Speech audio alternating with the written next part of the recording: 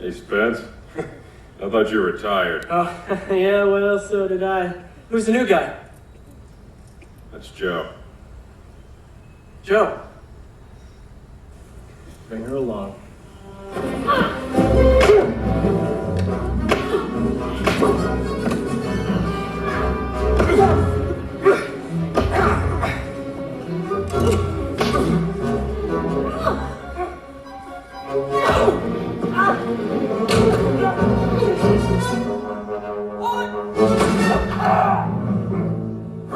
It's America's smoothest superhero, Bald Guy.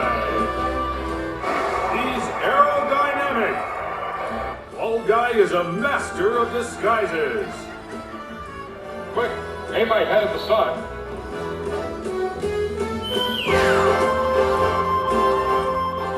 This fall, be sure to watch Bald Guy. Bald Guy. Are you getting any of this? I don't even know what the hell he's doing. Yeah, well, I got a pretty good idea. See, I've heard all about you, Mahoney. He's the runt of some New York hotshot, running all over the country making dummies out of us local guys. Is that what's going on? Because that's what we're all about, Mahoney. See, your neck's on the line, and that's as real as it gets without the skin breaking. You're the one that called us half hour ago. You said to come and get you. What are you talking about, Baldy? I didn't call anybody. Oh, come on now, Timmy. You escaped from the mental hospital, now we're taking you back. Wait a minute, hold on, wait a minute. Y'all got it all wrong. See, first of all, I'm not Tammy, I'm her cousin Pam. Right, and I'm cousin Ed. I'm your Uncle Fester. Do yourself a favor, friend. Hang out. This thing will get rough. Well, good afternoon, everybody. Seems like I just saw most of you here.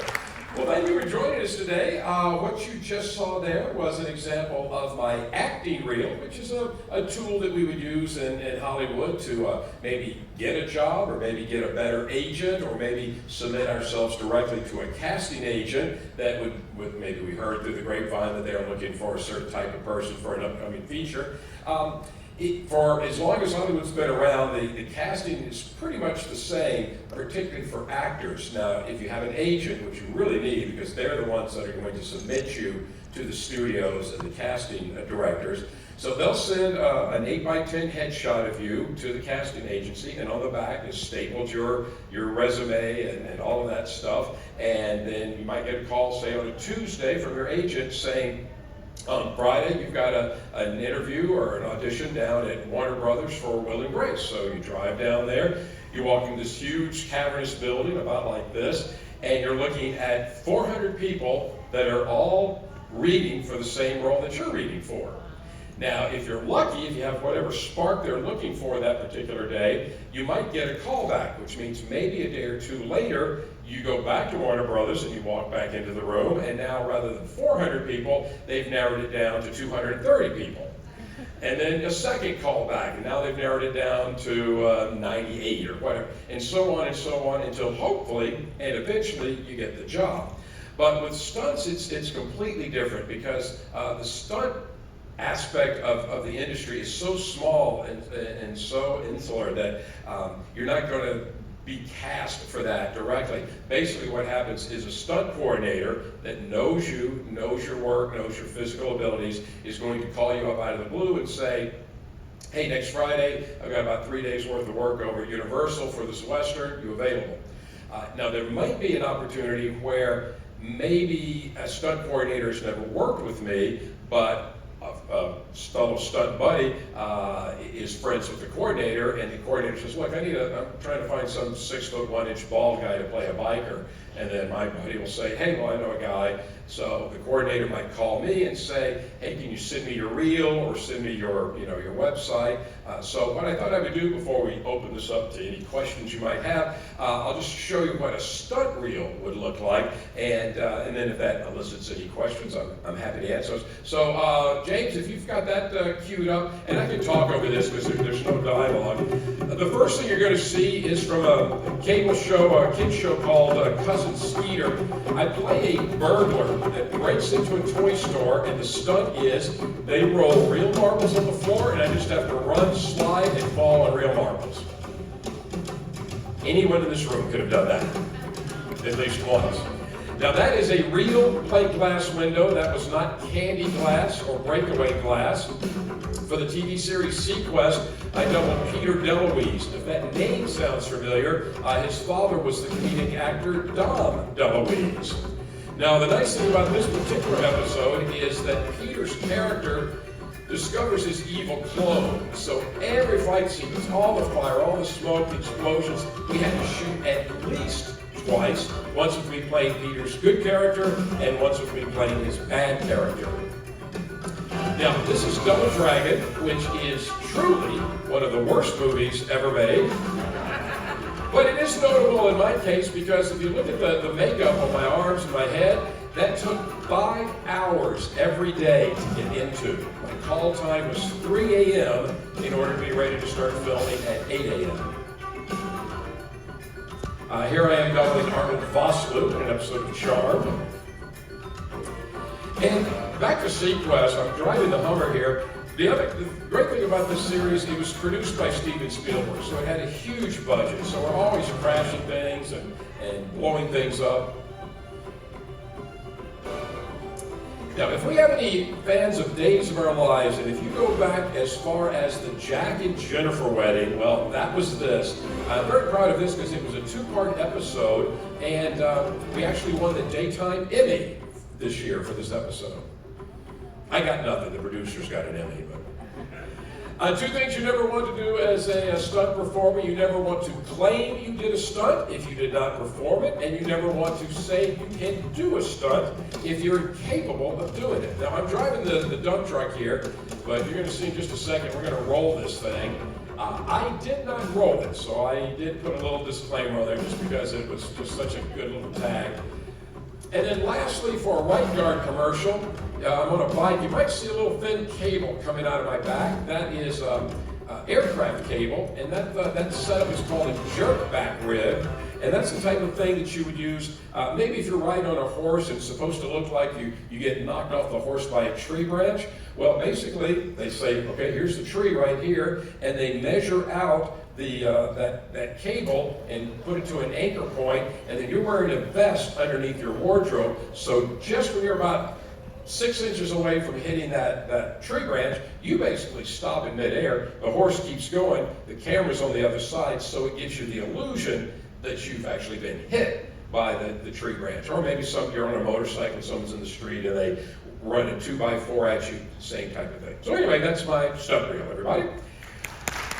So, what I thought I might do very quickly is just give you a little thumbnail sketch on how it was that I got to LA in the first place, and then if you have any questions, I'm more than happy to answer those.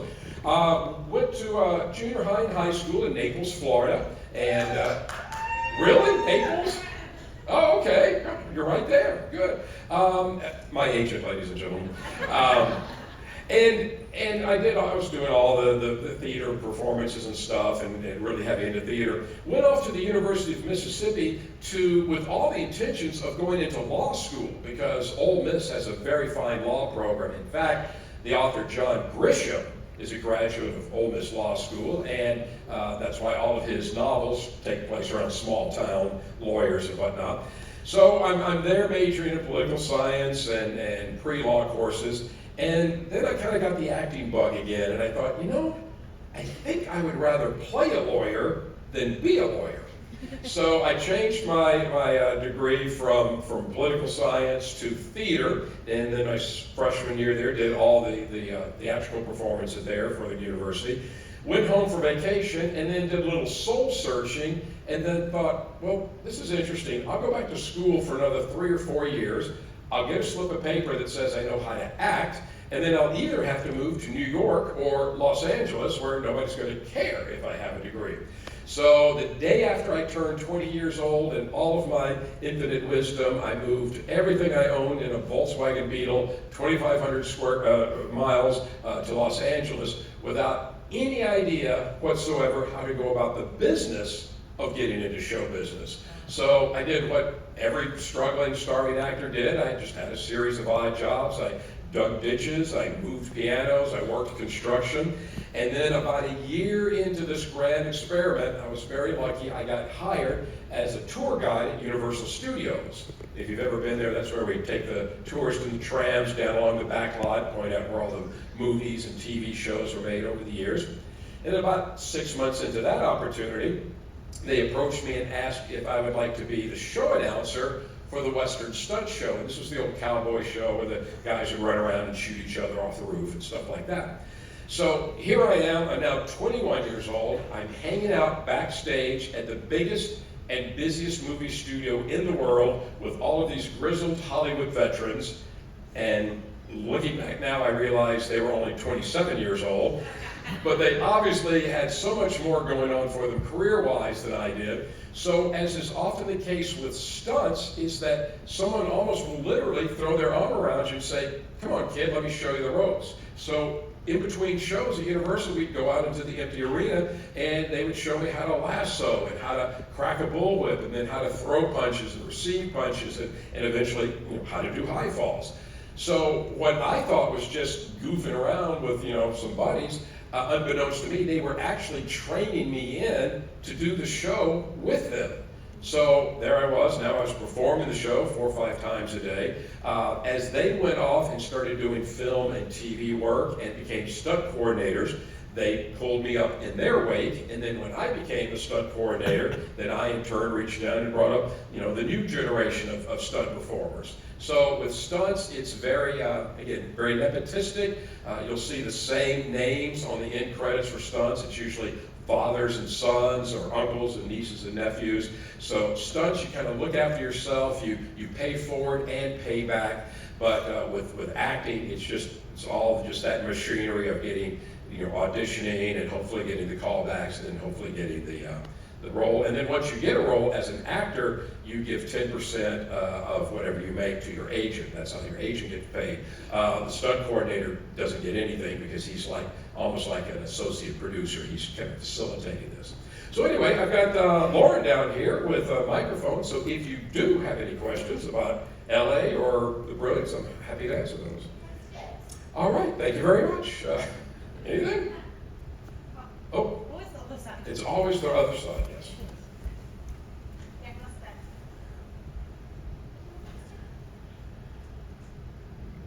First off, thank you so much for letting us come out and hear you speak. It's very interesting. Oh, my pleasure.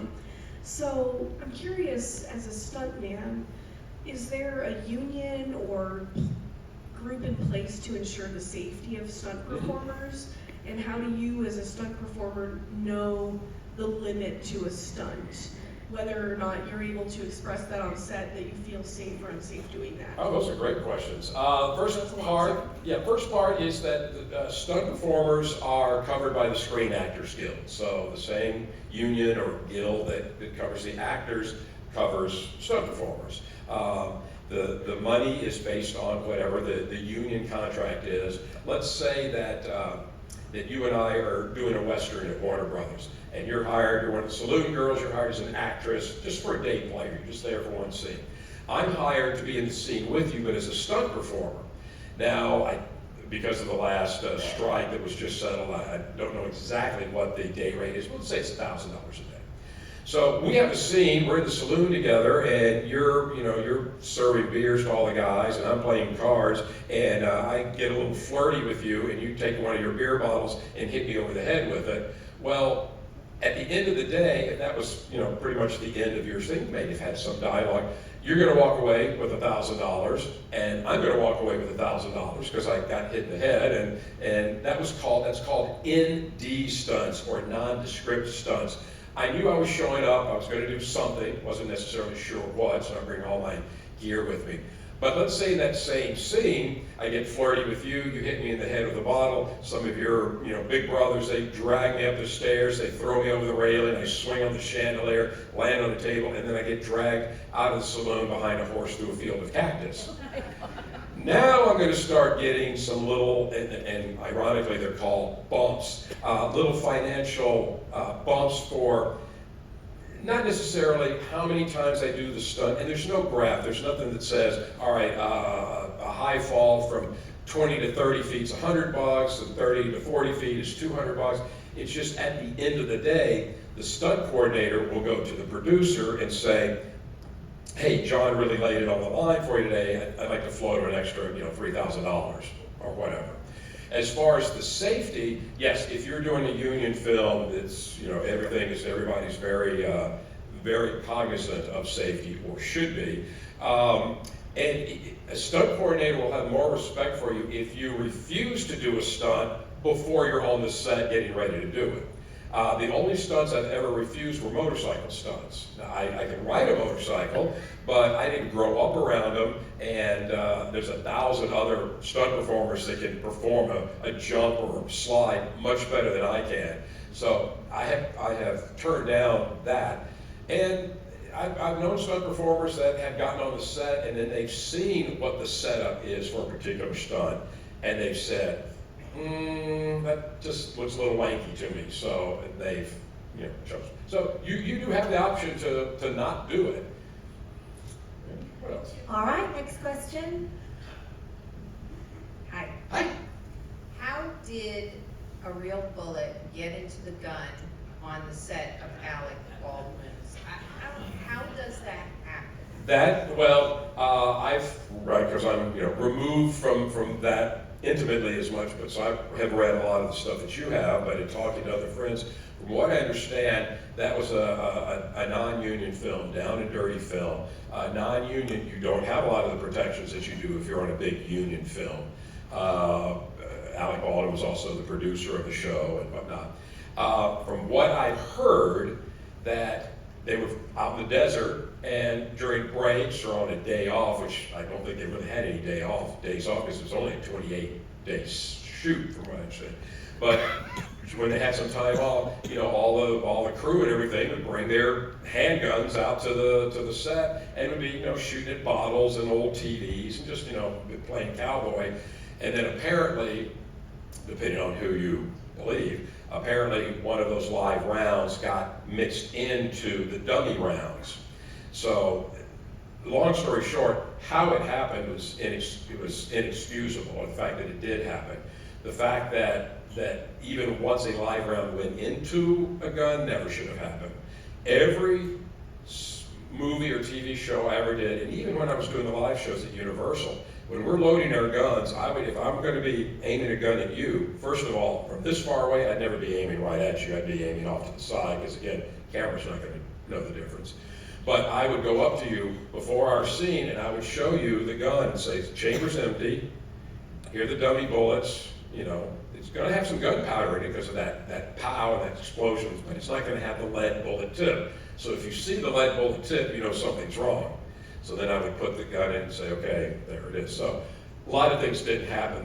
From what I understand, it was the second director that handed the gun to Alec Baldwin. Well, that gun should have been handed directly from the vault to the armorer, to Alec, and then the armorer should have said, okay, this gun is not loaded with real rounds. So, and my guess is, probably for the next 5 years, it will be illegal to have even blanks on the set, because you don't need them anymore.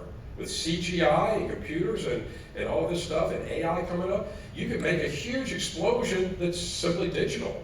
That looks great. I mean, movies like Fast and Furious, you'd be hard pressed to find a real car in those entire series because it's all digitized. So I think you're going to see some changes coming to how handguns and any type of weaponry is used. So, yeah, long question. Yes. Oh, yes. Actually, my question was just about that. Okay. Have you heard from any of your friends?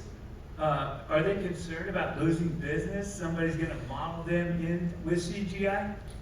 That's why we just went on strike, because of CGI and now AI. The last actor strike was 2007, and at that point it was about streaming because, you know, people were getting money, producers were getting money, and the actors weren't getting that from reruns being showed.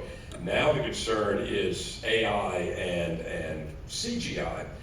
I can say from a stunt point of view, it's a double-edged sword because it has made things safer because you can now hang Tom Cruise, you know, 6 inches off of a set in front of a big green screen and make it look like he's hanging off the top of Mount Rushmore.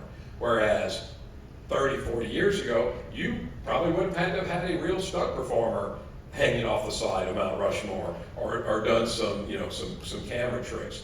So it's taken out some of the danger, and I don't think it will ever eliminate stunt performers. I mean, if you watch TV shows, there's, you know, a fight sequence, there's going to be things where you need the people, but you don't have to have, as I said, a humongous explosion, a ball of fire, or a burning house. That can all be done with CGI, and then you just bring the stunt guys in because chances are you're going to have debris and stuff falling down if you're a fire guy going into the house. Next Yes. question. My question is, what is your most memorable stunt, or the one that you're most proud of? I would say probably, well, as a stunt coordinator, I worked on a film that probably no one in this room has even heard of called Miss Firecracker with Holly Hunter and Tim Robbins and Scott Glenn.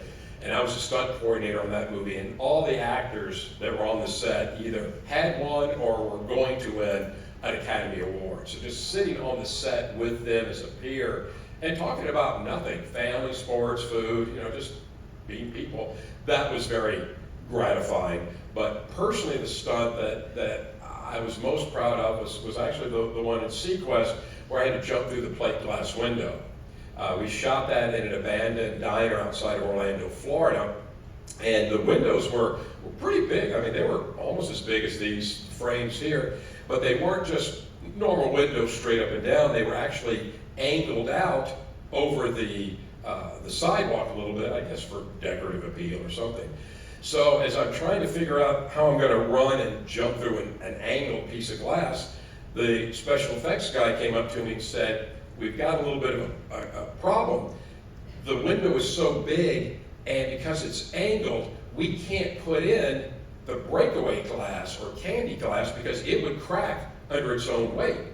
So what we're going to do is we're going to put little explosive charges all around the frame, and a split second before you hit the glass, we're going to crack it."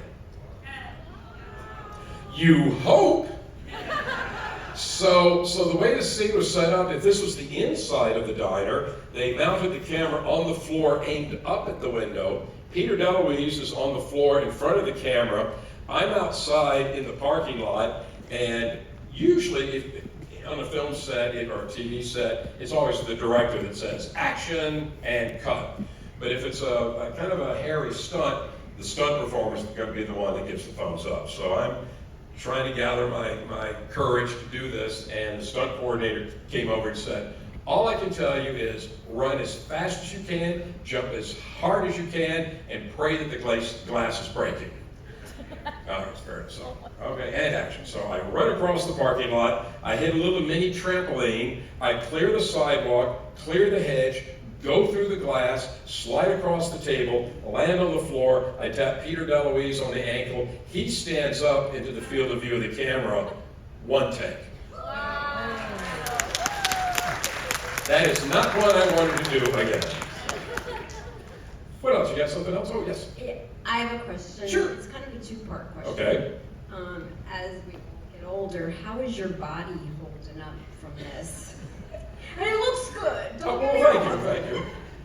But I mean, your muscles and what made you give up acting and come this career? Oh, I guess we didn't touch on that, did we? How do you go from being a stuntman to being a cruise director? Well, 20 years of getting, falling off of buildings and getting shot, and actually without any sense of hyperbole whatsoever, I have been shot off a galloping horse over 10,000 times. So some days were better than others. But I was really lucky that I kind of left the business around 2008, early 2008, when this job opportunity came along, and I'll get to that in just a second. And I'm glad it did for a lot of reasons, but the guys that had brought me up into the business, they're now in their early 70s. All of them, they're all retired now. They're all racked up with injuries and arthritis, and everything that could be titanium is now titanium. So I really saved a lot of wear and tear on my body by leaving when I did. It goes back to the acting strike of 2007, and nobody was working. Stunt performers, nobody. And I got a call out of the blue from a producer friend of mine that I had done several projects from, and she said, "Look, I don't know what you're doing to pay your bills, but I might have a job opportunity for you." I said, "Well, I guess I'll talk to anybody about a part-time job. What is it?" And she said, "Cruise director." And the only thing I knew about cruise director was Julie from the Love Boat. So that was pretty much my reaction. I said, "I don't think so." And she says, "No, I think you'd enjoy it, get to see the world, blah, blah, blah." I said, "Well, okay, we don't know how long this strike's going to last if you want to, pitch me." So she sent my resume down to the people in entertainment in Miami. This is for Celebrity Cruises, which is sister company of Royal, and they were very intrigued that I didn't have any ship background whatsoever, but I had a strong entertainment background. So we did a phone interview and passed that. They flew me down to Miami. I was the first person that they interviewed. They hired me on the spot, and a month later I was a cruise director. So not the normal path, but it was a very fortuitous one, so I'm very grateful for that. All right, next question. I lost you with you. Hi, thanks for sharing so far. Just a question for you in relation to the very first question you answered. What's in your kit bag? Wait, do I what now? What's in your kit bag? Oh, in my kit bag, it's usually, it's a lot of different types of pads. So, because you never know, in some cases, what the wardrobe's going to be that you're wearing. So you're going to have soft pads, like just cloth, pads for elbows and knees. You might have ankle wraps. You're going to have hard pads, like something like a skateboarder would wear. If you might want to have what's called a gator back, and that's a rigid, usually carbon fiber or plastic spine vest that you put around. So if you're going to be kicked down a flight of stairs, you want to wear a gator back. So you just bring a little bit of everything, and then depending on what the wardrobe is, then you go, okay, well, I can't use the hard pads on this because they would poke through, they'd see. That was the challenge on Sequest, is because Peter's character was bald, obviously, and he rolled his sleeves up over his elbow, so I could not wear any padding up here. So when I went through the glass, I just kind of braced myself as best I could. And if it's a Western, you might bring a bullwhip or something, just if they decide, hey, we might do that. But as far as wardrobe, holsters, guns, if it's a Western, that they're supplying you with all of that. Yes? Have you ever suffered any serious injuries performing a stunt? Well, 20 years of getting shot off a horse, nothing,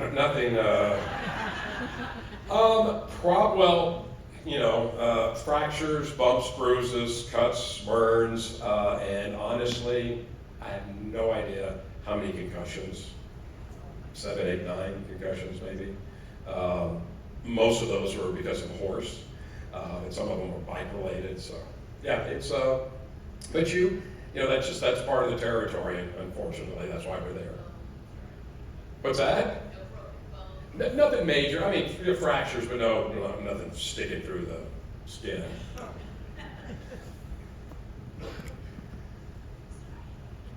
All right, question in the middle. All righty.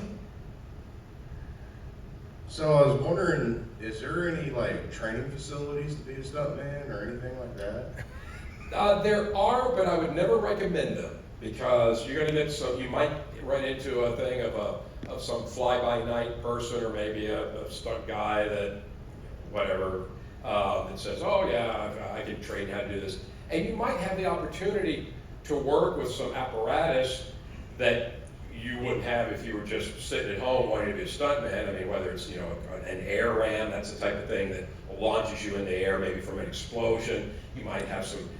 They might say, "I'm going to teach you some car stunts and how to do that." But the best way to break into the business is who you know, somebody that again can kind of sponsor you or take you under the wing. But for me, the best training of all was doing these live stunt shows, whether it's Universal or Disney or Warner Brothers. I had one of the guys that I brought up into the business was a friend of someone I knew at Universal, and he was still living in Minnesota, but wanted to be a stuntman. And she said, if he calls you, could you give him some tips? So he called me from Minnesota, and I said, you save up as much money as you can, at least $5,000. Try to convince a friend to move to LA with you. Make sure you have a car. Get a one-bedroom apartment that you can share the rent. And then in February, you go to Knott's Berry Farm and you audition for their street show, because Knott's Berry Farm is all Western themed. And you get 2 years of experience doing stunts there. The good thing is that they hire you because of your look. You're going to now get paid to be trained for whatever they need. So you're getting practical experience. You're also hanging out with the guys that all share your same vision and dream. And then 2 years after that, you come and you audition at Universal Studios. That was Tim Sitar's, and now he is one of the highest paid stuntmen in Hollywood. So, because he listened to me. And a lot of people don't. But yeah, so practical experience is the best way to do it. I wouldn't mess around with a so-called stunt school. Question near the back. I hear At the you. sound booth. Somewhere. Yep. Oh, there you go. Yeah, thank you. With your background in stunts, have you ever been approached or thought about joining the WWE? And if so, what character would you play? Scaredy cat.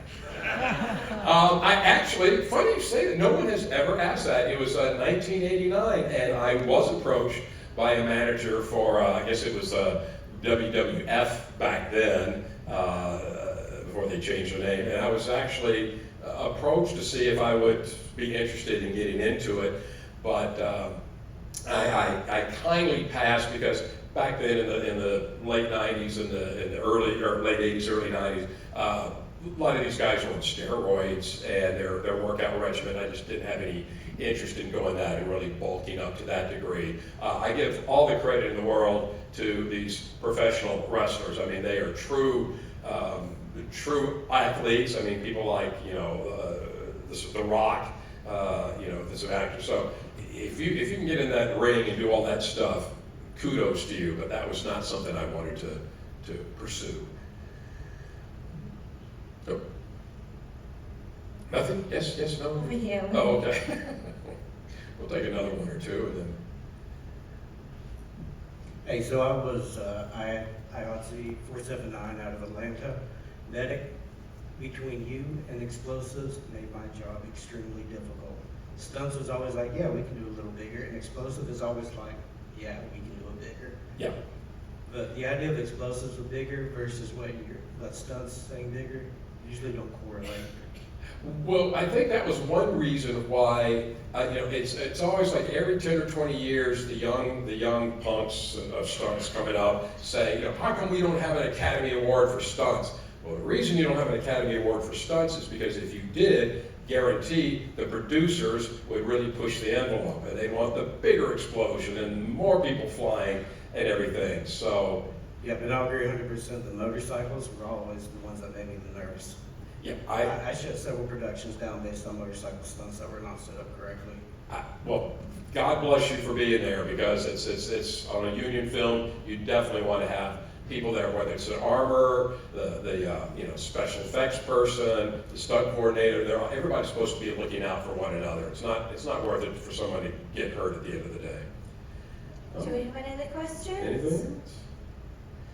Oh, just one there and one here, maybe.